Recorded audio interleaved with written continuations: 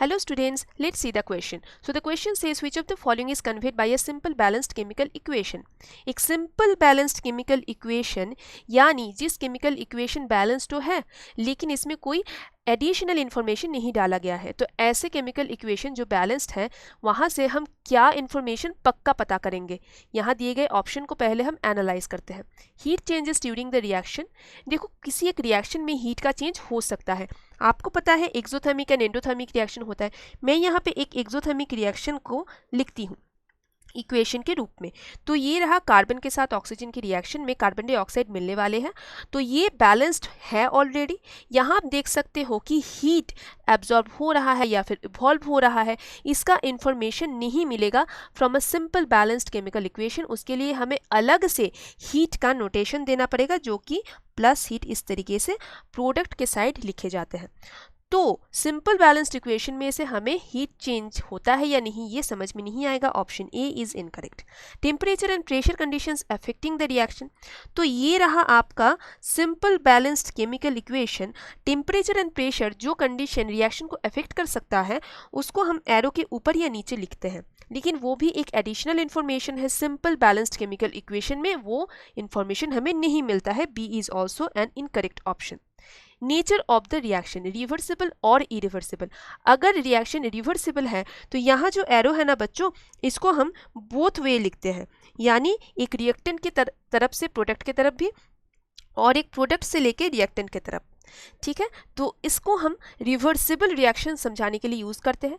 या तो फिर अगर सिर्फ इरिवर्सिबल आपको समझाना है तो सिर्फ और सिर्फ अ सिंगल एरो। ठीक है, लेकिन ये भी इम्पॉर्टेंट नहीं है बैलेंस्ड केमिकल इक्वेशन लिखने के लिए। और तो और अगर आपको बैलेंस्ड केमिकल इक्वेशन लिखना है तो आप तो इक्वल साइन का भी यूज़ कर सकते हो, तब तो रिवर्सिबल या इरिवर्सिबल इतना भी नहीं समझ में आएगा। यानी C option is also incorrect.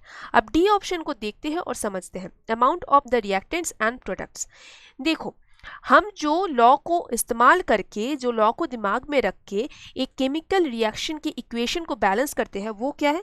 वो है law of conservation of mass, है ना।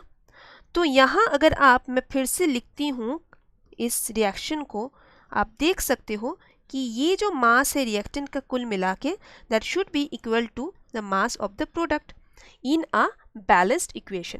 तो इसी को दिमाग रखते हुए हम स्टोशियोमेट्रिक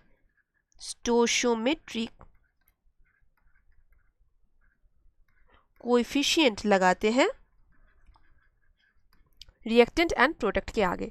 यहाँ आप देख सकते हो कि जो रिएक्टेंट एंड प्रोडक्ट है सबके आगे स्टोशियोमेट्रिक कोएफिशिएंट 1 ही है, और इस स्टोशियोमेट्रिक कोएफिशिएंट से बेसिकली हमें ये पता चलता है कि मोल का कॉन्सेप्ट। यानी यहाँ अगर 1 देखें तो यानी 1 मोल कार्बन के साथ 1 मोल ऑक्सीजन की रिएक्शन की वजह से हमें 1 मोल कार्बन डाइऑक्साइड मिलने वाले हैं, और मोल से लेके हमें मास का भी अंदाजा हो जाएगा।